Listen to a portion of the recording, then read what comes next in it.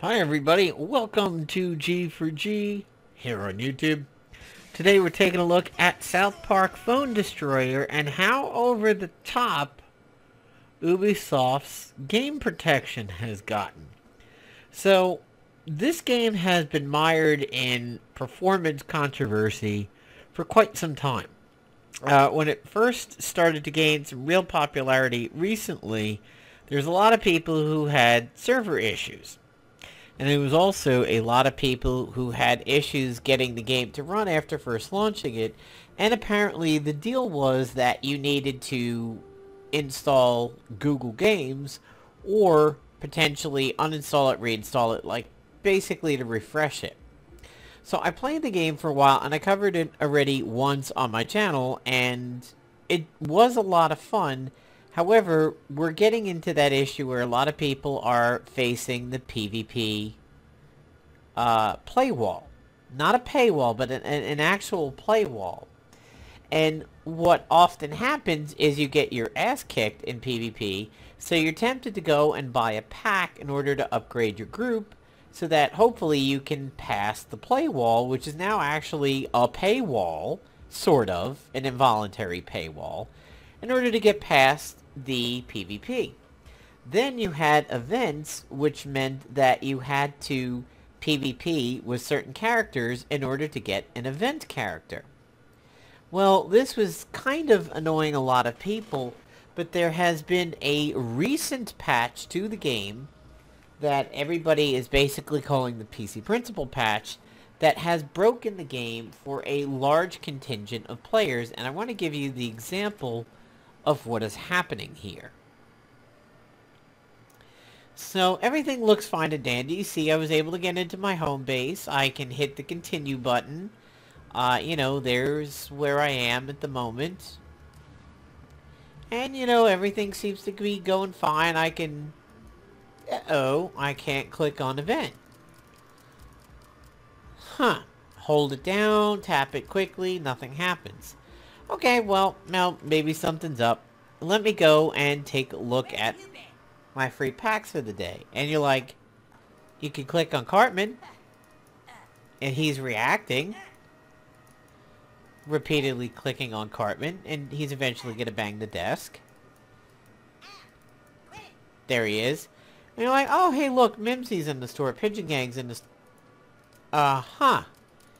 Okay, wait a minute. I can't click any of these cards. And then if I click open pack, nothing happens there. Now people have noticed that if you open the pack, it still actually opens due to the fact that, see, the gold went up. So something's happening over here, but not. And I can't get into the Kenny store. There's nothing that I can do. Now, I first encountered this on a Nexus 9 tablet that I have. Yes, it is rooted. And yes, this Nox is rooted. But at the time, I basically started searching for what the answer could be while I was at work today. And I encountered what, in fact, the issue actually is. I was like, okay, so and I can't even... On my phone, this game actually works perfectly fine. So I'm running a untouched Samsung Galaxy S6 Edge Plus on Verizon. That's why it's untouched, because, you know, it's fucking Verizon. And when it comes to Samsung products on Verizon and AT&T, they are locked down tighter than the versions you know what. Well, I decided to go ahead and run a little piece of software that was recommended by some people on the Ubisoft forums where they were talking about this issue. It is on the Play Store, and it is called Safety Net Test. So if you're having problems with South Park Phone Destroyer, you're going to want to get Safety Net Test on the Google Play Store. Now, this is only referencing Google Play issues, not any issues on iOS or anything like that. However, I do believe I did hear that iPhone 7s running iOS 11 did have a bit of an issue. I don't know if that's been resolved. So we're going to run the safety net test. And we're going to see that I failed. I passed a response, I passed a request, but basic integrity and CTS profile fail. This is what is going on over here. So my score is 3007. So this is the problem.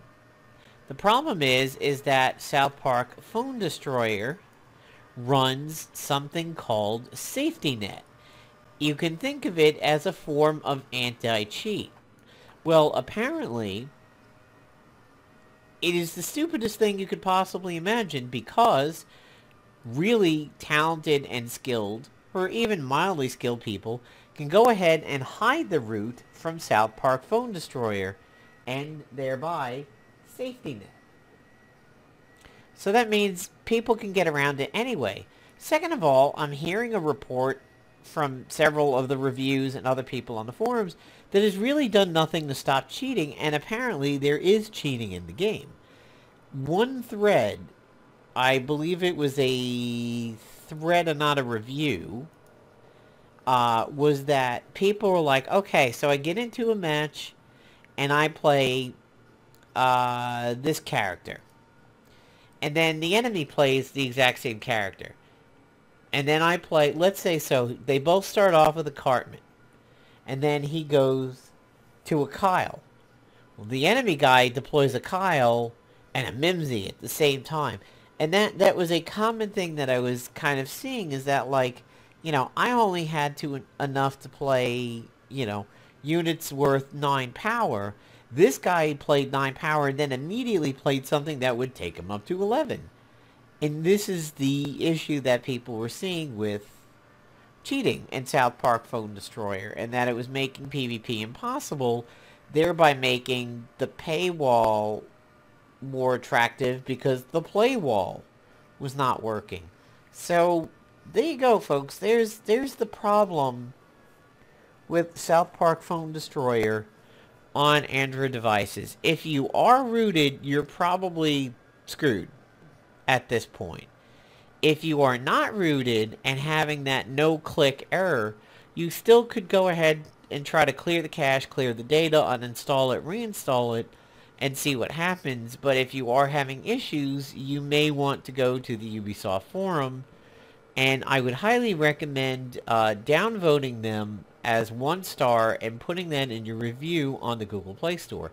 This is what most people are calling to do, because honestly, if you go to the forums and you hit up their support and everything like that, you're not really going to get anywhere, and you're not really going to be able to intimidate them in any way, shape, or form, because you're on their home turf.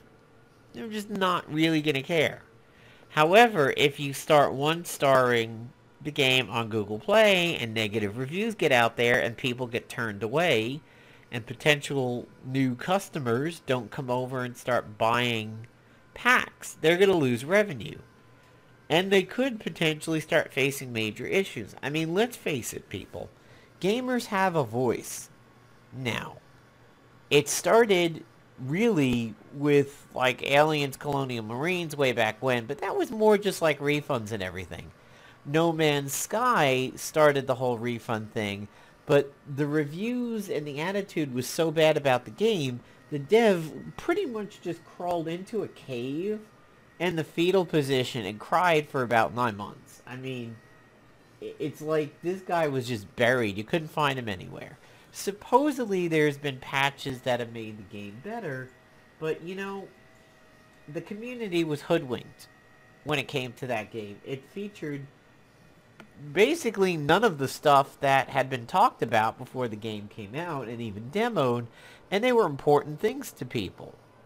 Then, of course, Star Wars Battlefront 2 is the prime example of the game that is just ruining games for everybody else. I mean, these guys have taken a $3 billion stock hit, and that should tell you what our voice is now, because this isn't simply a matter of, you know, Steam forced into giving everybody refunds after 10 hours of gaming, because that's when people realized the game didn't give them what they were supposed to.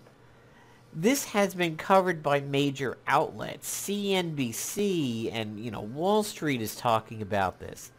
We have a voice, and that voice was the most negatively downvoted thread in Reddit history. And we affected $3 billion worth of stock in a company as large as EA. Now we have Netmarble doing loot boxes in Marvel Future Fight. We have Gazillion shutting down in the blink of an eye, leaving PlayStation 4 and Xbox One gamers stranded when it comes to Marvel Heroes. So much so that the platforms had to step in and start issuing refunds, because supposedly Gazillion was too broke to do it. By the way, stay tuned to the channel for a upcoming video on what's been going on with Marvel Heroes. But this is... Ubisoft is no darling either. They've had their issues. And now this safety net, it's on too tight. If people have limited devices, okay, they're not, and they have rooted it, you killed a portion of your player base here. And I think that is absolutely ridiculous, because what are they going to do? Unroot it just for the game? No, they're probably going to go and find out how they can hide root from this, just the same way it was possible to hide root way back when with the Time Warner TV app. And why a stupid TV app checked for root? There's edits you can make to the build prop to hide things. It usually involves changing the test keys line. But, I just think it is ridiculous that the game was operable and then suddenly went belly up, and the tablet that I would like to play this on, now I can't, because it's a rooted tablet. And I pretty much stick to rooted devices. I either root them myself or I get them rooted. The only time I have a clean device is if I'm forced into it, like my main phone, when it comes to Verizon. I do have another phone that I might be able to try, the one that I use for my VR stuff, so I'll see that. But I liked playing it on the tablet with the bigger screen and everything, and just, it was more fun. And it's a tablet where I have a lot of games on, so why not keep all my active games on the same tablet rather than spreading them out? So that's what the issue is, guys. If you are having the no-click issue or whatever, let me know below. Again, Safety Net Checker, Safety Net Test is the name of the app that you could use to see if your system fails a safety net check. If it does, that's probably why you're having your issue with South Park. Just wanted to let you guys know. Have a good one, everybody.